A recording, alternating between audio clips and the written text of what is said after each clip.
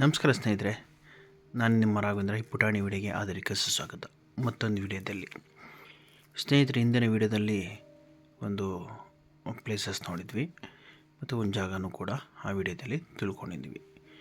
ಇದು ಒಂದು ತುಂಬ ಪ್ರಕೃತಿಗೆ ಸೌಂದರ್ಯವಾದ ಜಾಗ, ನೋಡೋದಕ್ಕೆ ತುಂಬ ಚೆನ್ನಾಗಿದೆ ಸ್ನೇಹಿತರೆ.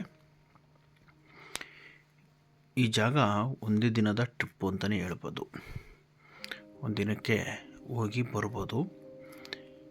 ಈ ಜಾಗಕ್ಕೆ ತುಂಬ ಕಡೆಯಿಂದನೂ ಬರ್ತಾರೆ. ತುಂಬ ಕಡೆಯಿಂದ ಫಾರಿನರ್ಸು ಬರ್ತಾರೆ, ಬೇರೆ ಕ್ಷೇತ್ರದಿಂದ ಬರ್ತಾರೆ, ಬೇರೆ ತಾಲೂಕು ಡಿಸ್ಟಿಕ್ಕು, ತುಂಬ ನಾನಾ ಕಡೆಯಿಂದನೂ ಬರ್ತಾರೆ ಸ್ನೇಹಿತರೆ. ಈ ದೇವಸ್ಥಾನದಲ್ಲಿ ಮಧ್ಯಾಹ್ನ ಪೂಜೆ ಮುಗಿದ ಮಧ್ಯಾಹ್ನ ಟೈಮ್ ಬಂದಿರೋ ಭಕ್ತಾದಿಗಳಿಗೆ ಅನ್ನದಾನ ಕೂಡ ಇದೆ, ಅಂದರೆ ಅನ್ನ ಸಂಪರ್ಣೆ ಕೂಡ ಇದೆ ದೇವಸ್ಥಾನದಲ್ಲಿ. ತುಂಬ ಹಳೆಯ ಕಾಲದ ದೇವಸ್ಥಾನ, ಟಿಪ್ಪು ಸುಲ್ತಾನ್ ಅವರ ಕಾಲದ ದೇವಸ್ಥಾನ. ನೀವು ಈ ದೇವಸ್ಥಾನ ನೋಡಿರ್ಬೋದು ಸ್ನೇಹಿತರೆ, ಯಾಕಂದರೆ ದೇವಸ್ಥಾನದ ಸುತ್ತು ಜಾಗವನ್ನು ನಾನು ನಿಮಗೆ ತೋರಿಸ್ತಾ ಇದ್ದೀನಿ. ಈ ಜಾಗ ನೀವು ನೋಡಿರ್ತೀರ, ಒಮ್ಮೆ ನೋಡಿರ್ತೀರ ಸ್ನೇಹಿತರೆ. ಏನಪ್ಪ ಅಂದರೆ, ವಿಶೇಷವಾಗಿ ದೇವಸ್ಥಾನದಲ್ಲಿ ಇದೇ ತಿಂಗಳು ಅಂದರೆ ಫೆಬ್ರವರಿ 14ನೇ ತಾರೀಕು ಮಹಾಶಿವರಾತ್ರಿ ಹಬ್ಬ ಇದೆ. ಇಂದು ದಿನ ಅಂದರೆ ಮಾರನೇ ದಿನ ಶಿವರಾತ್ರಿ ನೈಟ್ ಜಾಗರಣೆ ಇದ್ದು ಬೆಳಗ್ಗೆ ಸೋಮವಾರ ಕೂಡ ಜಾತ್ರೆ ಕೂಡ ಆಗುತ್ತೆ. ತುಂಬ ಚೆನ್ನಾಗಾಗುತ್ತದೆ ಜಾತ್ರೆಯಲ್ಲಿ. ಅದು ಶಿವರಾತ್ರಿ ಕಳೆದು ಹಬ್ಬದ ದಿನ ಬೆಳಗ್ಗೆ ತುಂಬ ಚೆನ್ನಾಗಿ ಜಾತ್ರೆ ಆಗುವ ಜಾಗ. ತುಂಬ ಸಾವಿರಾರು ಜನ ಭಕ್ತಗಳು ಬರ್ತಾರೆ, ತುಂಬ ಕಡೆಯಿಂದ ಬರ್ತಾರೆ. ತುಂಬ ಕಡೆಯಿಂದ ಬಂದು ಈ ಜಾಗಕ್ಕೆ ಬಂದು ಈ ಕ್ಷೇತ್ರಕ್ಕೆ ಬರ್ತಾರೆ ಸ್ನೇಹಿತರೆ. ನೋಡಿ, ಈಗ ಹೊಸದಾಗಿ ರಥೋತ್ಸವ ಕಟ್ತಾ ಇದ್ದಾರೆ, ತೇರು ಕಟ್ತಾ ಇದ್ದಾರೆ. ಹೊಸವಾಗಿ ಜಾಗನೂ ಚೆನ್ನಾಗಿದೆ. ಅದುವೇ ನೀವು ಈ ಜಾಗ ನೋಡಿರ್ತೀರ ಸ್ನೇಹಿತರೆ. ಅದಕ್ಕಿಂತ ಮುಂಚೆ ನಮಗೇನಾದರೂ ಈ ವಿಡಿಯೋ ಇಷ್ಟವಾದರೆ ಒಂದು ಲೈಕ್ ಮಾಡಿ, ಶೇರ್ ಮಾಡಿ, ನಿಮ್ಮ ಅನಿಸಿಕೆ ಕಮೆಂಟ್ಸ್ ಹಾಕಿ, ನಮ್ಮ ಯೂಟ್ಯೂಬ್ ಚಾನಲ್ಗೆ ಸಬ್ಸ್ಕ್ರೈಬರ್ ಆಗಿ, ಪಕ್ಕದಲ್ಲಿರುವ ಬೆಲ್ಲೈಕ್ ಬಟನ್ ಒತ್ತಿರಿ ಮತ್ತು ಈ ವಿಡಿಯೋನ ಆದಷ್ಟು ಸ್ನೇಹಿತರಿಗೆ, ಫ್ರೆಂಡ್ಸ್ಗೆ ಶೇರ್ ಮಾಡಿ. ಒಮ್ಮೆ ಶಿವರಾತ್ರಿ ಹಬ್ಬ ಭಾನುವಾರ ಬೆಳಗ್ಗೆಗೆ ತುಂಬ ಜಾತ್ರೆ ಮಹೋತ್ಸವ ಕೂಡ ಇಲ್ಲಿ ನಡೆಯಲಿದೆ. ಮತ್ತು ಈ ಜಾಗ ಬಂದು ನೋಡೋದಕ್ಕೆ ತುಂಬ ಚೆನ್ನಾಗಿದೆ ಸ್ನೇಹಿತರೆ. ಒಳಗಡೆ ಪಾರ್ಕಿಂಗು ಸುಮಾರು ಒಂದು 4 5 ಎಕರೆ ಪಾರ್ಕು ಕೂಡ ಇದೆ. ಅಷ್ಟು ಪಾರ್ಕು ಅಂದರೆ ರಾಜರ ಕಾಲದಲ್ಲಿ ಇದು ಪ್ರಾಚೀನ ಕಾಲದ ಹಿಂದಿನ ಕಾಲದಿಂದಲೂ ಇದು ಕಲ್ಯಾಣಿ ಕೂಡ ಇದೆ ಅಲ್ಲಿ ಪಾರ್ಕಲ್ಲಿ. ಸುತ್ತಲೂ ದಟ್ಟವಾದ ಜಾಗ ಮತ್ತು ತುಂಬ ಚೆನ್ನಾಗಿದೆ. ಪರಿಸರಕ್ಕೆ ಹೊಂದಾಣಿಕೆವಾದ ಜಾಗ. ಎಲ್ಲ ಟೈಮ್ನಾಗೂ ಚೆನ್ನಾಗಿದೆ. ಸುಂದರವಾದ ತೋಟ ನೋಡೋದಕ್ಕೆ ತುಂಬ ಚೆನ್ನಾಗಿದೆ. ಅದೇ ಭೋಗಾನಂದೀಶ್ವರ ದೇವಾಲಯ ನಿಮಗೆ ಗೊತ್ತಾಗಿರ್ಬೋದಲ್ಲ ಸ್ನೇಹಿತರೆ.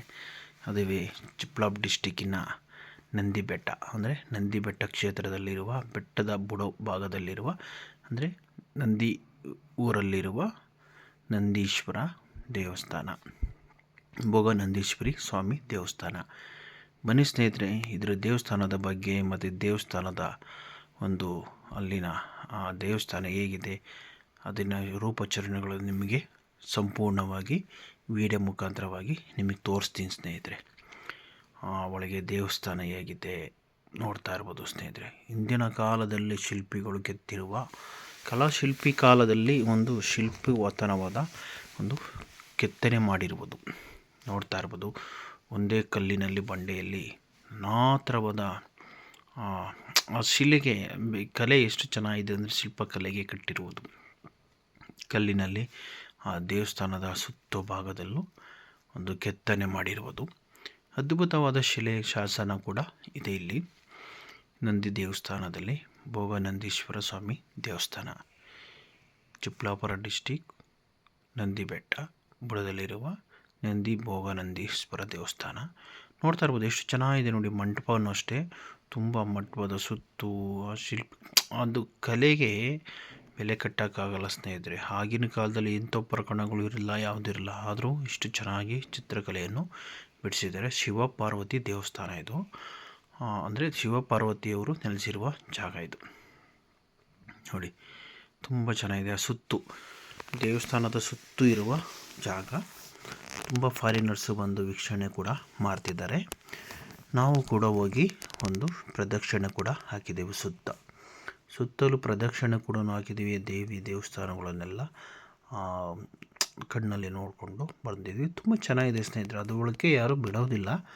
ಒಂದು ಪರ್ಮಿಷನ್ ತಗೊಂಡು ನಾವು ದೇವ್ರ ಸುತ್ತಲೂ ಒಂದು ಪ್ರದಕ್ಷಿಣೆ ಆಗ್ತಾ, ಒಂದು 3 ಪ್ರದಕ್ಷಿಣೆ ಆಗ್ತಾ ಪ್ರತಿಯೊಂದು ದೇವ್ರನ್ನ ನಾವು ಫೋಟೋಸ್ನ ಶೂಟ್ ಮಾಡ್ತೀವಿ ಸ್ನೇಹಿತರೆ. ಫಾರಿನರ್ಸು ಬಂದಿದ್ದಾರೆ ಮತ್ತು ಇಂಡಿಯನ್ಸು ಇದ್ದಾರೆ, ಅಲ್ಲಿ ಬಂದು ವೀಕ್ಷಣೆ ಮಾಡ್ತಿದ್ದಾರೆ. ಇದು ನೋಡ್ತಾ ಇರ್ಬೋದು, ಪ್ರವಾಸೋದ್ಯಮಕ್ಕೆ ಒಂದು ತುಂಬ ಸುಂದರವಾದ ನಂದೀಶ್ವರ ದೇವಸ್ಥಾನ. ನೀವು ಕೂಡ ಬಂದು ಒಂದು ಸಲ ಆದರೂ ನೋಡಿರ್ತೀರ ಸ್ನೇಹಿತರೆ. ತುಂಬ ಜನ ಕೆಲವರು ನೋಡೇ ಇರಲ್ಲ. ಇಷ್ಟು ಚೆನ್ನಾಗಿರುವ ಸ್ಥಳ ನಾವು ಬೇರೆ ಕಡೆ ಎಲ್ಲೆಲ್ಲೋ ನೋಡ್ತೀವಿ, ಎಲ್ಲೆಲ್ಲೋ ಹೋಗ್ತೀವಿ, ಆದರೆ ಇಲ್ಲೇ ಹತ್ತಿರದಲ್ಲೇ ಇದೆ. ಚಿಕ್ಕಬಳ್ಳಾಪುರ ಡಿಸ್ಟಿಕ್ಕು. ಫಸ್ಟ್ ಅದು ಕೋಲಾರ ಡಿಸ್ಟಿಕ್ಕಲ್ಲಿತ್ತು, ಇವಾಗ ಚಿಕ್ಕಬಳ್ಳಾಪುರ ಡಿಸ್ಟಿಕ್ಕು. ದೊಡ್ಡಬಳ್ಳಾಪುರದಿಂದ ಕೇವಲ 30 ಕಿಲೋಮೀಟ್ರು ಜಾಗದಲ್ಲಿ ಇದೆ. ಅಂದರೆ ಚಿಕ್ಕಬಳ್ಳಾಪುರಕ್ಕೆ 30 ಕಿಲೋಮೀಟ್ರ್ ಆಗುತ್ತೆ, ನಂದಿ ಬೆಟ್ಟಕ್ಕೆ 21 ಕಿಲೋಮೀಟ್ರ್ ಆಗುತ್ತೆ. ಆ ಬೆಟ್ಟದ ಬುಡದಲ್ಲೇ ಇರುವ ದೇವಸ್ಥಾನ ನಂದಿ ಭೋಗನಂದೀಶ್ವರಿ ದೇವಸ್ಥಾನ. ಚಿಕ್ಕಬಳ್ಳಾಪುರದಿಂದ 15 ಕಿಲೋಮೀಟರ್ಸು, ದೊಡ್ಡಬಳ್ಳಾಪುರದಿಂದ 20 ಕಿಲೋಮೀಟರ್ಸ್ ಮಧ್ಯಭಾಗದಲ್ಲೇ ಇರುವ ಈ ದೇವಸ್ಥಾನ ತುಂಬ ಚೆನ್ನಾಗಿದೆ ಸ್ನೇಹಿತರೆ. ನಂದಿ ಬೆಟ್ಟದಲ್ಲಿ ಬುಡದಲ್ಲಿರುವುದು. ನಂದಿ ಬೆಟ್ಟಕ್ಕೆ ದೇವಸ್ಥಾನಕ್ಕೆ ಹೋಗಿ ಬಂದು ದೇವಸ್ಥಾನದ ಬಸವೇಶ್ವರ ಸ್ವಾಮಿ ದೇವಸ್ಥಾನ ಮತ್ತು ಬಸವ ಕಲ್ಯಾಣ ಒಂದು ಮೂರ್ತಿ ಮತ್ತು ಸುತ್ತಲವಾದ ಕಂಬಗಳು ನೋಡಿ ಎಷ್ಟು ಚೆನ್ನಾಗಿ ಕೆತ್ತನೆ ಮಾಡಿದ್ದಾರೆ. ಈಗಲೂ ಆ ಕೆತ್ತನೆ ಮಾಡೋದಕ್ಕೆ ಯಂತ್ರೋಪಕರಣಗಳು ಕೂಡ ಇದ್ದಾವೆ. ಬಟ್ ಆಗಿನ ಕಾಲದಲ್ಲಿ ಬೇರೆ ಕೈಯಲ್ಲಿ ಸುತ್ತಿಗೆಯಲ್ಲಿ ಕೆತ್ತನೆ ಮಾಡಿರೋದು. ಅಂದರೆ ಕಲೆಗಾರರು, ಚಿತ್ರಕಲೆಗಾರರು ಅಂತ ಹೇಳ್ತಾರಲ್ಲ, ಕಲೆ ನೋಡಿ ಎಷ್ಟು ಚೆನ್ನಾಗಿ ಚಿತ್ರಗಳನ್ನು ಬಿಡಿಸಿದ ನೋಡಿ. ಕಲ್ಲಿನ ಒಂದು ಚಪ್ಪಡಿಯಲ್ಲಿ ಒಂದು ಕೊಡೆ, ನಾವು ಈ ಕೊಡೆಯೇ ನೋಡ್ಬೋದು ಇಲ್ಲಿ. ಅದೊಂದು ಅದ್ಭುತವಾಗಿ ಕೊಡೆಯೂ ಕೂಡ ಬಿಡಿಸಿದ್ದಾರೆ.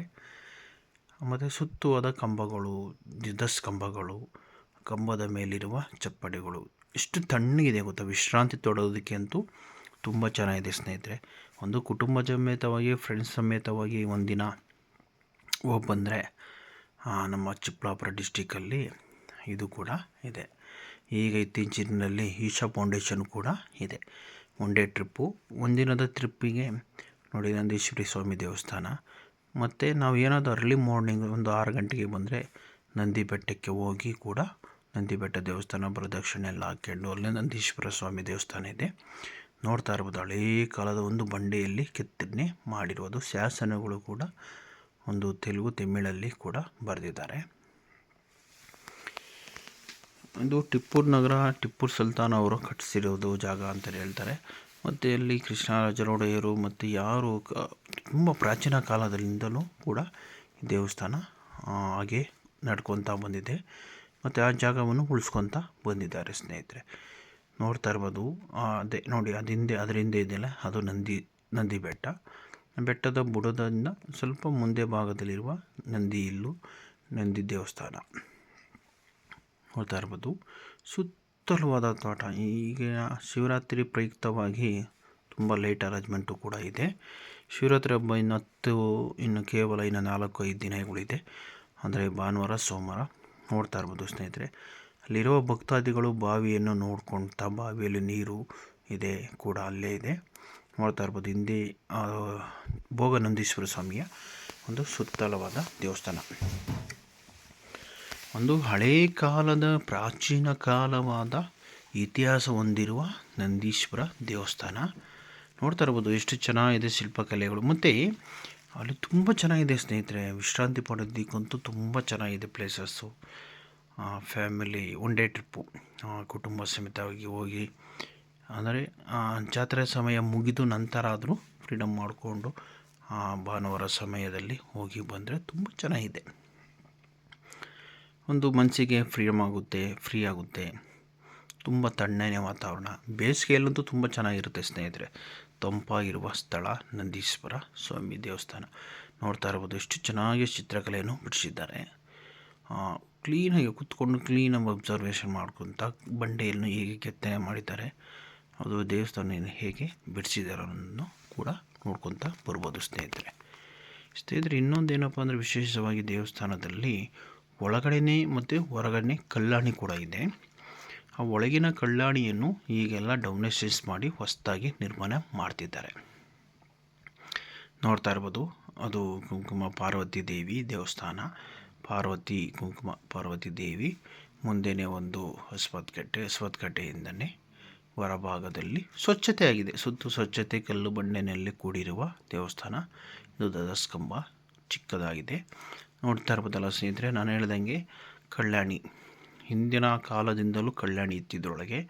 ಈಗ ಇತ್ತೀಚಿನ ಕಾಲದಲ್ಲಿ ಕಲ್ಯಾಣಿಯನ್ನು ಸ್ವಲ್ಪ ಒಳಭಾಗದೆಲ್ಲ ಡೊಮಿನೇಷನ್ಸ್ ಮಾಡಿ ಕ್ಲೀನಾಗಿ ಸ್ವಚ್ಛತೆಯಾಗಿ ಅದನ್ನು ಮಾಡ್ತಿದ್ದಾರೆ. ಅಂದರೆ ಅದೆಲ್ಲ ಸಿಮೆಂಟ್ ಗೋಡೆಗಳಿಂದ ಕಟ್ಟಿ ಅದೆಲ್ಲ ಹಳೆಯದಾಗಿತ್ತು. ಈಗ ಹೊಸದಾಗಿ ಕೆತ್ತನೆ ಮಾಡ್ತಾಯಿದ್ದಾರೆ.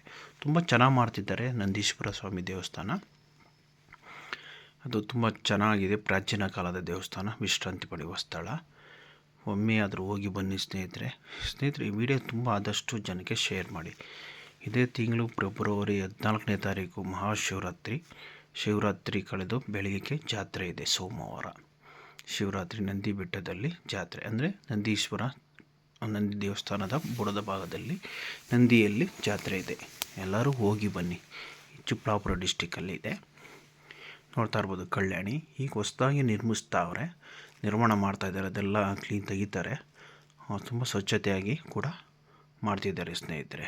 ನೋಡೋದಕ್ಕೆ ತುಂಬ ಚೆನ್ನಾಗಿದೆ. ನೋಡಿ ಆ ಪ್ಲೇಸಸ್ ಎಲ್ಲ ತೋರಿಸ್ತಿದ್ನಲ್ಲ, ಅದೆಲ್ಲ ಎಲ್ಲ ಮಣ್ಣಿನಿಂದ ಬಿದ್ದೋಗಿದ್ದ ಇಟ್ಟಿಗೆಯಿಂದ ಈಗೆಲ್ಲ ಹೊಸದಾಗಿ ಕೆತ್ತನೆ ಮಾಡ್ತಾಯಿದ್ದಾರೆ. ಚೆನ್ನಾಗಿ ಕಟ್ತಿದ್ದಾರೆ ಸ್ನೇಹಿತರೆ. ತುಂಬ ಹಿಂದಿನ ಕಾಲದ ಪ್ರಾಚೀನವನ್ನು ಹೇಗಿತ್ತೋ ಅದನ್ನೇ ಉಳಿಸ್ಕೊಂಬರೋದಕ್ಕೆ ಮಾಡ್ತಿದ್ದಾರೆ ಅಲ್ಲಿದ್ದ ಧಾರ್ಮಿಕ ದೇವರು. ನೋಡ್ತಾ ಇರ್ಬೋದು, ಚೆನ್ನಾಗಿದೆ. ಹೋಗಿ ಬನ್ನಿ ಸ್ನೇಹಿತರೆ. ಇನ್ನೂ ಮತ್ತೆ ಇನ್ನೂ ಅನೇಕ ಥರದ ವೀಡಿಯೋಗಳು ಮುಂದೆ ಮಾಡಿ ತರ್ತೀನಿ ಸ್ನೇಹಿತರೆ. ಒಳ್ಳೊಳ್ಳೆ ವೀಡಿಯೋ ಮಾಡಿ ತರ್ತೀನಿ. ಮತ್ತು ಹೋಗಿರೋ ಭಕ್ತಾದಿಗಳು ಅಲ್ಲಿ ಉಂಡಿಗೆ ಕಾಸು ಹಾಕ್ರಿ ಸ್ನೇಹಿತರೆ.